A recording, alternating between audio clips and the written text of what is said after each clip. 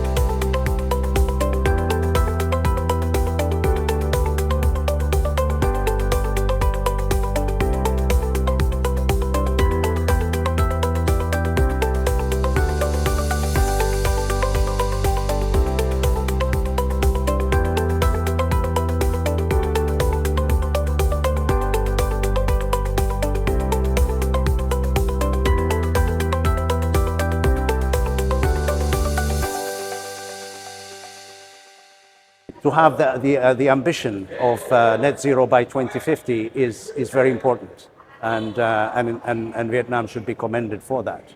Of course, it's not going to be easy, simply because Vietnam is still continuing to grow. It has a very fast growth trajectory, and to try and move things, completely out of that trajectory is quite challenging. So the Vietnamese policymakers need to be commended for taking a very ambitious move forward. In terms of what can be done, again, Vietnam would need to look within itself, within its own resources, and be able to generate the type of solutions that are going to be homegrown. Some of which we're already seeing. For instance, I was actually quite impressed at how much renewable energy has made it into the energy mix in Vietnam. So already Vietnam is on a trajectory towards that net zero direction, but it's going to continue to be. It will require building new partnerships, building knowledge, and building the capacity within Vietnam, and also creating the investment environment for Vietnam to take on these opportunities. And the other thing I should add is also that Vietnam is not new to transformation. Vietnam has had many transformations in its history, in its recent history. The most recent one for me, which has been an incredibly impressive journey, has been the way in which Vietnam was able to close the energy access gap. 1990, Vietnam's energy access was 14%, 14%.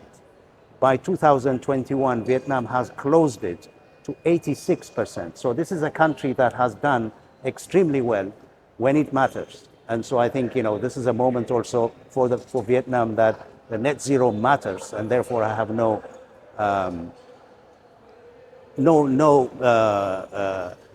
I am certain that Vietnam will achieve that that net zero ambition. Thương mại hay là chúng ta sẽ được sống trong cái bầu là những cái tuần hoàn ở Việt Nam các cái sự tham gia các bên ở đây and high carbon emission to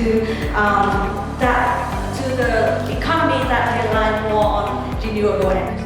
Tôi nghĩ là một số các kinh nghiệm khi mà chúng tôi áp lại dự án để nói hạ tầng giao thông vận tải thì hiện nay Việt Nam ngành giao thông vận tải chúng tôi thì đã được Implementing carbon projects, engineered removals like biochar. Chia sẻ ở một cái khía cạnh chúng ta có thể là thì mọi người đã biết là cái cụm từ Use the word have both cost and long term, but an integrated robust decision making, strong stakeholder engagement.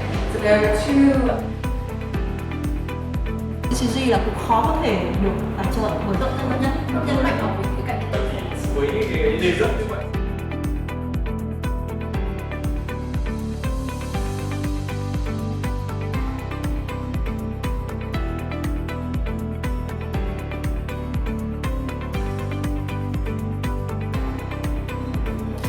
là họ có thể làm cái gọi là kinh tế tuần hoàn, bởi vì là nuôi đào hoa dâu thì rồi nó chết đi. một cái ý tưởng mà với lại cái đầu tư. But we also continue with iteratively meeting up with our stakeholders, engaging with our networks to make sure that we're really staying up to date. Strategy tức là chiến lược quốc gia. Chiến lược quốc gia này tôi cập nhật và đặc biệt là trong 2 ngày hội thảo hôm nay ở Việt Nam thì Sản xuất điện thì năng lượng tái tạo. Nếu mà chúng ta gộp cả điện lẫn năng lượng tái tạo thì nó trên 50%, được coi là năng lượng sạch và researchers and stakeholders. As I call your name, please stand to be